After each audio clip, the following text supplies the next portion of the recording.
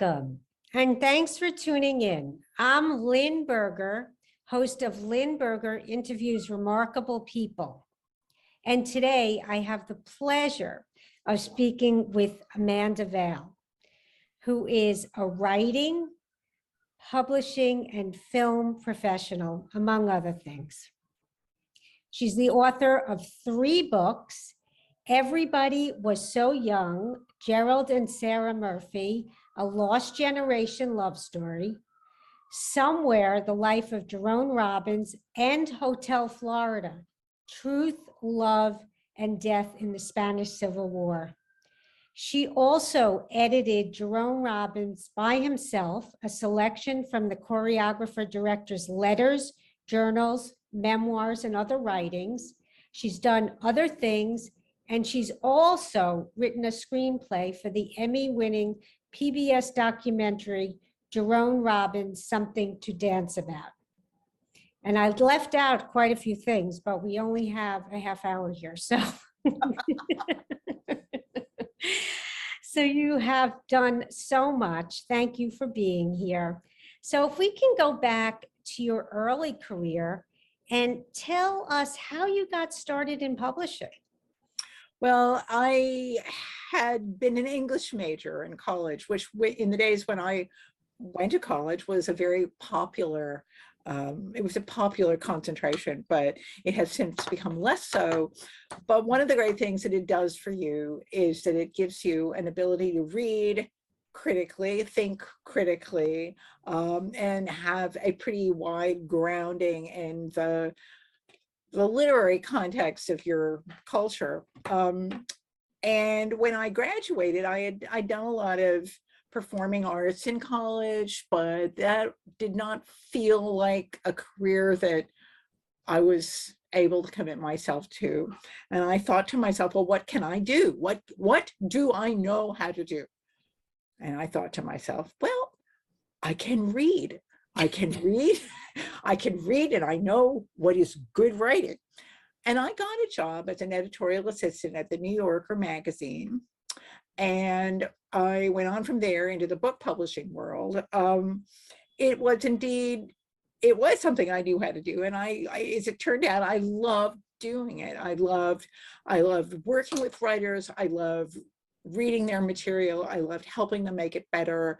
I loved finding new writers and bringing them to attention of the public. It was a great, fun life. And the publishing world in the days when I joined it, which was a long time ago, was a really collegial and delightful place to work. It really, really was. And my friends from that time, I am still friends with. It's an interesting thing that my work buddies are still my buddies. And what's also interesting is that a lot of the writers that I worked with, they became my friends, and they're still friends. So that's a really lovely feeling. I left, and as one of my writers said to me later, why, Amanda, you've left management and joined labor. I became a writer, and for reasons that we can go into later. And that also felt like the right thing to do at the time. Right. And you also, didn't you spend a couple of years as an executive director at a literary nonprofit? Yes, I did. Well, I did that kind of while I was doing other things. You know, you should never do only one thing. Absolutely. You know, if at all possible, cram your day full of stuff. I became the executive director of a wonderful, wonderful literary nonprofit called the House of Speakeasy, which puts on literary cabarets. We began doing them at City Winery, and I moved them to Joe's Pub at the New York Public Theater, which was a terrific venue for them. And what else Speakeasy does is to bring books and writers and writing to a lot of underserved communities in the city. We tried to work, developed a number of programs, beginning with Union Settlement, which is an extraordinary group of people. They've been around since the 19th century, doing good on the Upper East Side, which has changed over the centuries, but they have stayed constant. And they helped us to develop some programs for schools, programs for school kids. And we also had a bookmobile, which takes books into, again, underserved communities, and also author events into those same communities, which was extraordinarily fun. And I loved working with them. It was a terrific opportunity to help get some things started for them. And then I had 2 book projects that I needed to work on, and I just could not give them the time that I knew they needed to take it to the next level. And I just thought, you know, I've done this. I will step aside and let the next person take it. So I did. I'm sure you set a very strong foundation for the next person. And I want to talk a little bit more about something you said that I just loved. Pack your day, do different things. Has that been your philosophy? Well, apparently it is. You know, it's just that I'm curious about so many things, and I find it very hard to say no to things. And if something's intriguing and interesting, I kind of want to do it. If somebody says, oh, I'd love your input on this, I am eager to give it. And I really am trying to learn to say no more, because sometimes it gets a little crazy. But on the other hand, I find that stimulation is something that keeps your instrument sharp. And if you're working at a lot of different things, your reflexes are good, your instincts are good, you're really, it's good for you. It's like exercise, actually. You know, if you just sit around, you're not going to be a very fit person. But if you get a lot of exercise, you are going to be. Yes. And also having multiple roles kind of puts everything in perspective for everything else. It does. It does. It really does. Very, very nice. So when you made the shift to become a writer, I know you said you would get to that. I'm not letting you get away with that. Tell what happened? Like, how did you get to that point where you wanted to become a full-time writer? I had never intended to be a writer. I never thought I had anything to say. And people used to say to me, don't you want to be a writer? And what I used to do was I wrote flap copy. I mean, you know, the stuff that goes on the flaps of your book, that's what I wrote that. I wrote, you know, memos, I wrote proposals, I wrote stuff about the books I was doing. I described them, I pitched them. That's what I did. I wrote utility copy, essentially, but I never did anything creative. And I had never gone to a writer's program to study. I had actually taught in some of them. At the very end of my time at the Viking Press, where I had worked for many, many years, I had thought about trying to commission a biography of 2 figures of the 1920s artistic scene in America and in Europe, Gerald and Sarah Murphy, who were the best friends of Scott Fitzgerald, Ernest Hemingway, Dorothy Parker, Paul Porter, Cocteau, Stravinsky, you know, this person, that person. They knew everyone, Man Ray. And I was thought about trying to commission a biography of them from someone, but I could never come up with the right person. I kept thinking of, well, I think of so-and-so, and I think, no, that person is too academic. Or I would think, this person, and I would think, no, that person just isn't an elegant enough writer, because it's a very elegant subject. And well, I left without ever finding the right writer. And all of a sudden one day, as I was sitting thinking about what was I going to do with my life, I thought, oh, remember that book that you wanted to find the writer for? You know why you could never find the writer for it? Because you were saving it for yourself. I was. What a great story. But it's so dense. How did you write this book? It took Well, I'll tell you, first of all, the thing that I realized, which I've actually only now kind of come to understand this. One of the things that I think so appealed to me about them was that these were two people who, they were editors, actually. They arranged life instead of words. But they made things happen for the people that they knew, the way I hope to make things happen for the writers that I work with. But so that in a weird sort of a way, they were doing the kind of work that I did, and they were behind the scenes. They were not in the front, they were behind. And so in all of that, I saw such kinship. I now realize there were parallels that I wasn't even aware of in their life and in the kind of work that I had done.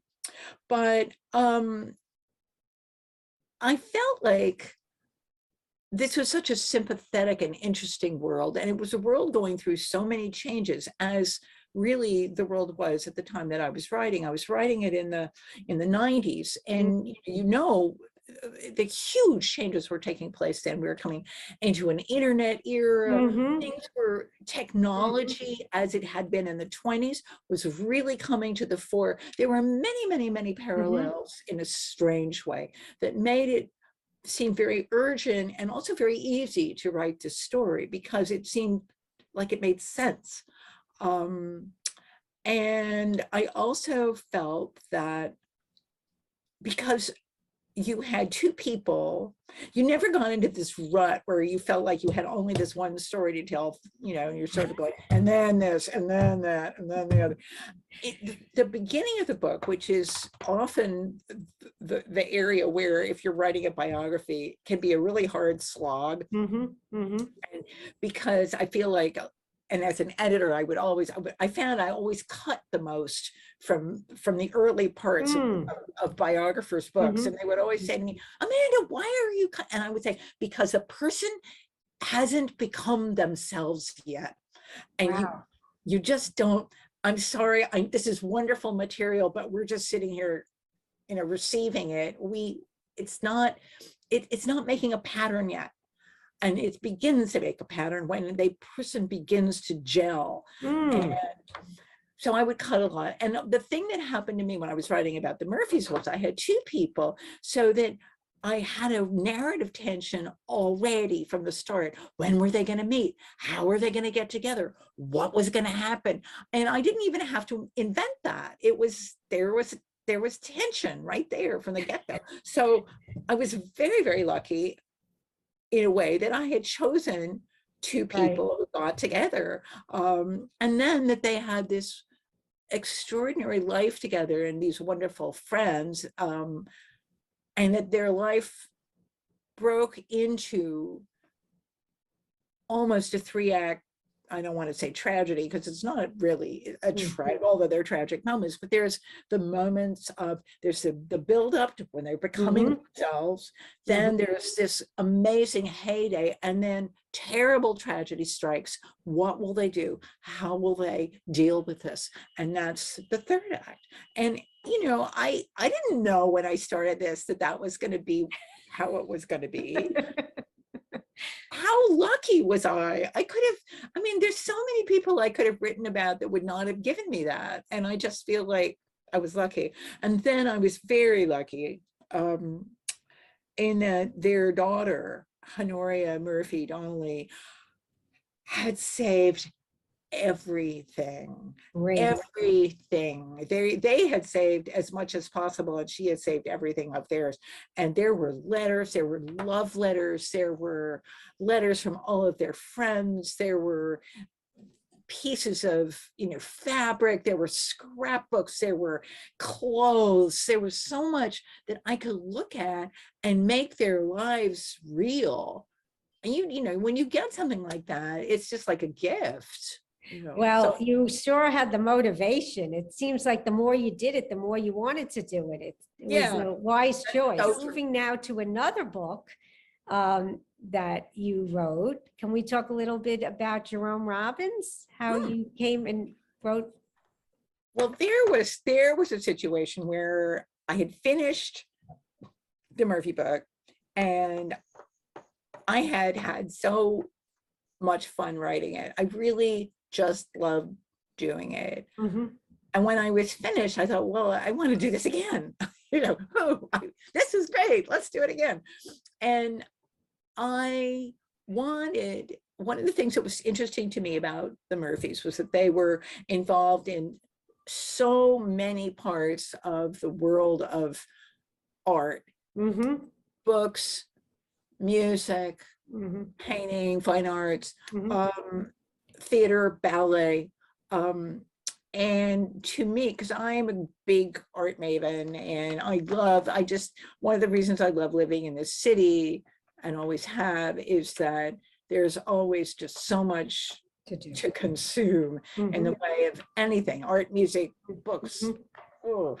performance of any kind. Endless. It's great. And I wanted another figure who had been involved in as much of the art scene or the arts scene as I could find, and who also I felt had not been written about, and whose life cut across a lot of other interesting themes. And I'd been a lifelong theater and ballet goer, and at the time that I was thinking about this, which was really 1998, Mhm. Jerome Robinson never had a biography. He was at that time 7 years old. Excuse me, he was 80. What am I saying?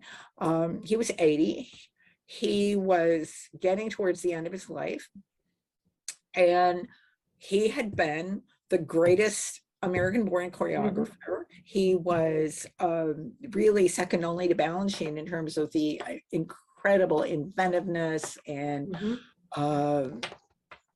energy that he brought to the dance art form. And he had worked not just in ballet, but in theater and in film, and arguably had changed the theater world as hugely. And this was something I thought, oh, this is really interesting. Plus, the world of the 1950s in America, which was kind of his real heyday, Mhm. was mid-century America was such a great, interesting subject. And I just thought, I want to write about him. And no one had written a biography of him at the time. He was reputed to be very, I don't want to say secretive, but he would just, or obstructive, but he just, he was going to be tough about anybody trying to do anything. Mhm. And I got a glossy magazine to give me a commission to write a profile of him. But because in fact he was about to have an anniversary at New York City Ballet, and that was going to be the hook to hang this all on. But the condition was that I had to interview him, and this profile would be about that. Right. And I approached him, and he wrote me back that yes, he would be happy to talk to me, which I was stunned by. Wow. But he needed to finish working on a piece that he was reviving, an old piece of his that he was doing for New York City Ballet.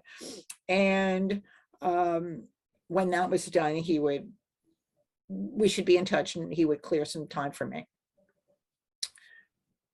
What I was less aware of, and I think if you had, anybody who knew him well knew that he had been very ill, but he gave a great impersonation of somebody who was not at death's door when he would come to the ballet. You would see him, I would see him with friends, he would be laughing, they would be talking, and I would be standing, on the other side of the promenade at what we then called the New York State Theater, and I would see him, but I could see that he seemed to be okay. And I thought, well, that's great, okay.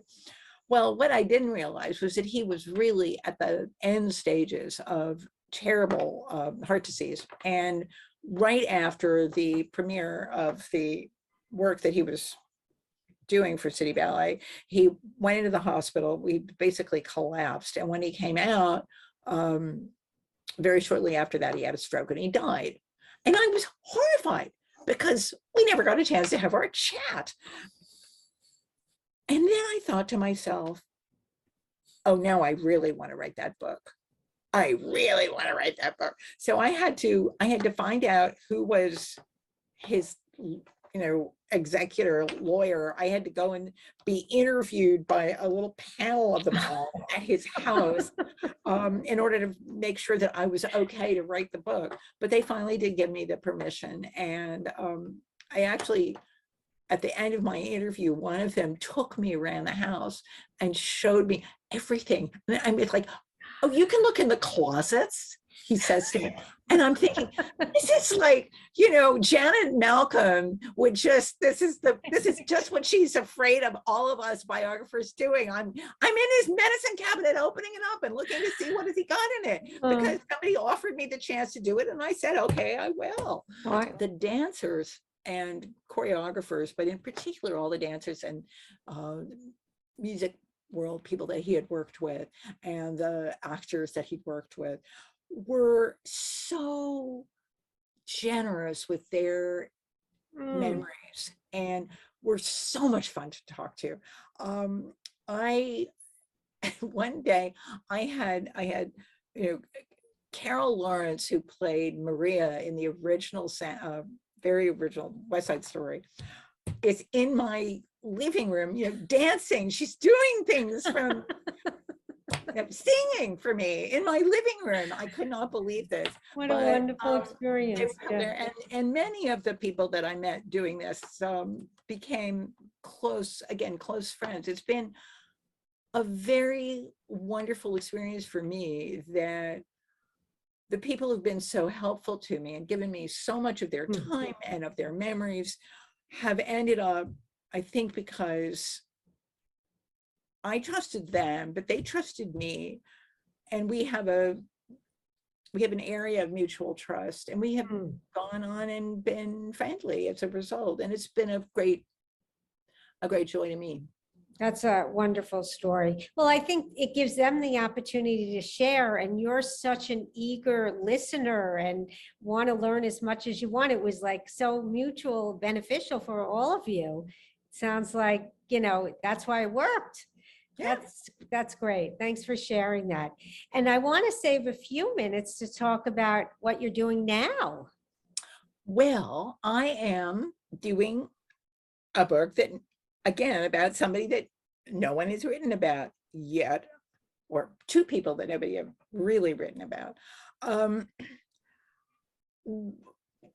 When I was working on my book about the Spanish Civil War, Hotel Florida, I read Ron Chernow's biography of Alexander Hamilton, which come out then, and I knew the author, and I thought, oh, this sounds really good. I don't think I'll read this. So I was reading it, and one of the things that struck me was that there were these women in this book. I mean, this is a book about a man, and it's a book about a lot of men, and there are men doing politics. But in the background, there are these extraordinary women, including Hamilton's wife, Eliza, who, after he died, co-founded the first orphanage in New York City, which she ran for a number of years. 20 years after his death, I think, just 20. And her sister, who was a kind of international political hostess and coquette, I don't know how else to put it. She was sort of like the Pamela Harriman of her day, only more so in some ways. And these two women who Hamilton had a very close, affectionate bond with, so much so that there were those who believed that he was having an affair with his sister-in-law. I thought to myself, gee, somebody should write about them. But I was writing a book of my own at the time. So I'm thinking, somebody, that person over there, they should write that book. It's like the same Once thing. again, someone It's else. like what happened with the Murphys. It sounds very familiar. So, okay, I finished Hotel Florida. It comes out. I'm thinking, what am I going to write next? I'm thinking, and I go to see this new show at the Public Theater, a rap musical about Alexander Hamilton. And I think we're about halfway through when I went, oh my God, yes, those women, I've got to write about them. So I get hold of my agent and I say to him, what do you think if I did this book? And he said to me, I think if you want to do that, you'd better hurry up and write a proposal right now, because everyone else in town is going to want to do it as soon as this show goes to Broadway, which it was going to do. And indeed it did. And indeed that happened. But fortunately by that time I had made a contract with my publisher and gotten started on what has been a very long project. But I am writing it now. I'm grinding forward. Well, you are so enthusiastic and I can't wait to read it. It's just, you have such a passion for what you do, and you could see you get right into it and don't leave anything unturned. And it sounds like that. Well, I want to thank you so much. I'm sorry it's over, because it seems like maybe we'll have part two. Thank you for sharing. It's been delightful fun talking to you, and I wish you much luck. And it's been a pleasure. Same here. You take care now, and thank you so much.